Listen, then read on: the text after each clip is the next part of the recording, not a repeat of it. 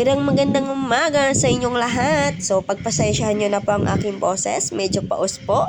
By the way, andito po ako sa Estancia Enclaves para po magbigay ng latest update regarding po sa twin homes or duplex house po na nabanggit ko po before or doon sa last video po. So, kung mapapansin nyo, yung highway na papunta po doon is yan po yung pa-exit entrance po ng ating subdivision. Yung nakikita po nating existing phase, ito na po yung mga units natin na twin homes or duplex houses po na nakatayo na. At the same time, meron din po tayong mga townhouses po dito na halos patapos na po. Ayan, for our reference po, dito sa phase na to is sold out na po. But the good thing naman po, nag-open tayo ng bagong phase which is puro twin homes po ang makikita natin or itatayo po dito. Our duplex house or twin homes po is a complete unit na po. Ibig sabihin po, titirahan na lamang po ninyo once na turnover na po sa inyo yung unit. So, ang lot area po nito is mayroong 80 square meter, then the floor area is 55 square meter po. Meron na rin po siyang 3 bedrooms. So, sa bawat rooms po, meron na po siyang naka-built-in cabinets. Tapos po, meron din po tayong 2 toilet and bath na located sa first floor and second floor po. Ngayon, pagdating naman po sa dirty kitchen, meron na po siyang overhead and base cabinets po. So, pagdating din naman po sa laundry area, makikita po ito sa likod ng ating unit na may provision na po. Then, sa unit na po ito, meron na rin po tayong sliding window with cathedral window po. Then, sliding doors. So, sa ground floor natin is tiles, tapos yung second floor po natin is naka-wood flooring po. So, yung stairs po natin is naka-wood, then metal handrails naman po yung hawakan po nito. Ngayon po, yung ipinapakita ko po sa inyo, ito na po yung bagong phase na pagtatayuan po ng ating twin homes or duplex houses po. Dito po sa subdivision natin sa Estancia Enclaves, syempre, meron po tayong mga amenities dito. So, ano nga po ba yung may mga amenities sa loob ng ating subdivision? So, una, syempre, yung clubhouse po natin. Pangalawa po is yung adult and kiddie pool. Then, pangatlo po is yung playground para po sa mga bata. Then, basketball court and tennis court po para sa mga gusto pong maglaro at magpapawis. Then, syempre, meron din po tayong chapel, jogging path, and 24/7 roving guards po. So, dito po sa subdivision po natin, pwede po itong walking distance palabas po ng ating subdivision. Then, from highway, meron na po tayong bus na masasakyan papunta ng PITX or pa-Manila po. And of course, meron din po kami ino-offer ngayon na 5% down payment. Then, promo discount po na nasa 432,000. Then, the reservation fee po is 10,000 only para po ma-avail po natin ang ating desired na unit dito sa Estancia Enclave.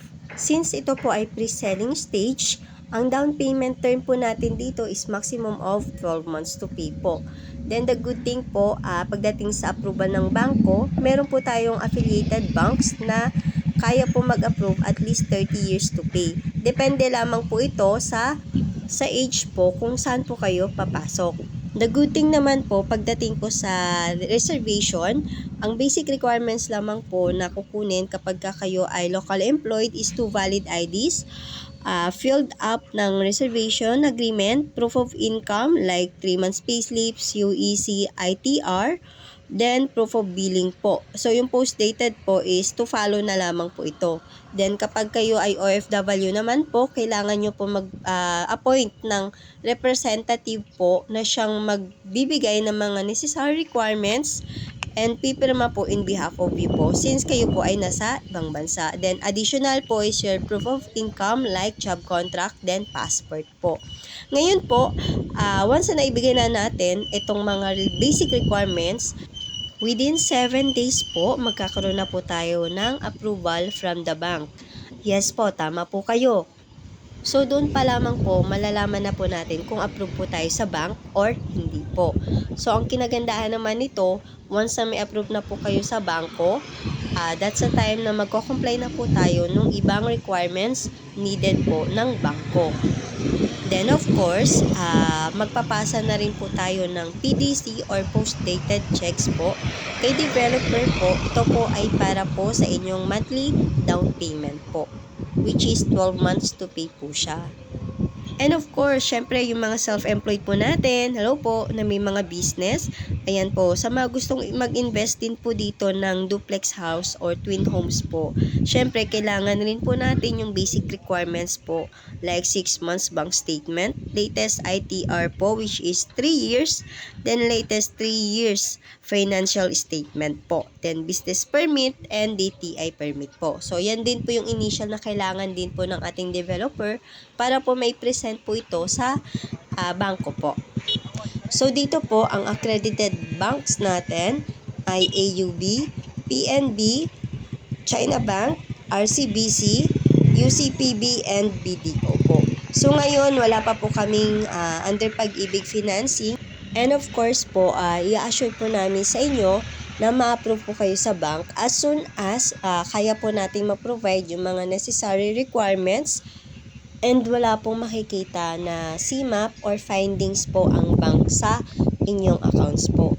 Kung kayo po ay mayroong karagdagang katanungan bago po makapag-invest ng inyong property dito po sa Cavite, maaari lamang po na i-message nyo po ko dito sa number na 0935-4371-394 for Globe and TM users.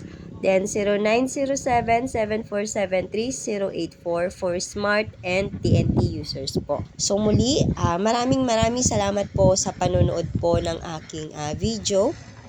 Please don't forget to subscribe and click the notification bell para po maging updated po tayo sa mga susunod na videos. So muli, I am Steph Francisco, under licensed broker based in Cavite. So muli, maraming salamat po sa panonood at pagtatapos ng aking video. Maraming salamat po and God bless us.